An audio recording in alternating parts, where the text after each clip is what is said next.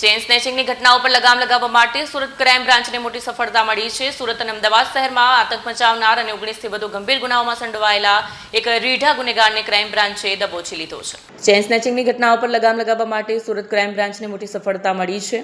સુરત અને અમદાવાદ શહેરમાં આતંક મચાવનાર અને 19થી વધુ ગંભીર ગુનાઓમાં સંડોવાયેલા એક રીઢા ગુનેગારને ક્રાઇમ બ્રાન્ચે બાતમીના આધારે દબોચી લીધો છે। ઝડપાયેલા આરોપી મહાવીરસિંહ નટુભાઈ ચૌહાણ આણંદનો વતની છે। પોલીસ પૂછપરછમાં બહાર આવ્યું છે કે આરોપી તેના મિત્ર અશોક ઉર્ફે નિકુંજ ઉર્ફે નિકલો બેલદાર સાથે મળીને વર્ષોથી ગુજરાતના વિવિધ શહેરોમાં ચેઇન સ્નેચિંગની ગુના આચરતા હતા। આરોપીની મોડસ ઓપરેન્ડી અત્યંત વ્યવસ્થિત હતી। તે 2025માં જેલમાંથી છૂટ્યા બાદ ફરીથી સક્રિય થયો। તે પોતાના વતનથી મોટરસાઇકલ પર સવારથી સુરત અને અમદાવાદ જેવા મોટા શહેરોમાં આવતો। મોર્નિંગ વોક પર નીકળતા પુરુષો અને મહિલાઓને ટાર્ગેટ કરીને ચાલુ વાહને સોનાની ચેઇન આંચકીને ફરાર થઈ જતા હતા। આરોપીની ધરપકડ કરી 8 ગુનાઓનો ભેદ ઉકેલાયો છે, જેમાં અડાજણ પોલીસ સ્ટેશનના 2 ગુનાઓ અને અમદાવાદના રામોલ, કૃષ્ણનગર, ઓઢવ, નરોડા, શાહીબાગ અને રાણીપ પોલીસ સ્ટેશનમાં નોંધાયેલા ચેઇન સ્નેચિંગના ગુના છે।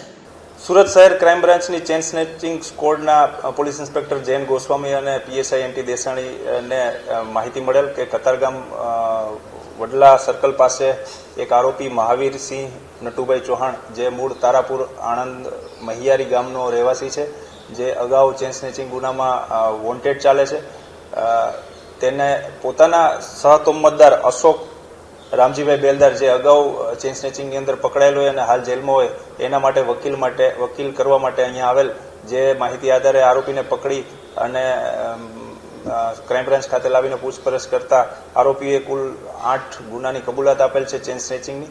આરોપી રાહદારી જતા માણસો, વાહન ઉપર જતા માણસો અને મોર્નિંગ વોકમાં નીકળેલ વ્યક્તિઓને ટાર્ગેટ કરી અને ચેઇન સ્નેચિંગ કરવાની ટેવવાળા છે અને આરોપીએ 2 અડાજણની ચેઇન સ્નેચિંગ ડિટેક્ટ થયેલ છે અને 6 અમદાવાદ શહેરની, એમાં રામોલ, કૃષ્ણનગર, ઓઢવ, નરોડા, શાહીબાગ અને રાણીપની 6 ચેઇન સ્નેચિંગ કુલ ડિટેક્ટ થઈ છે।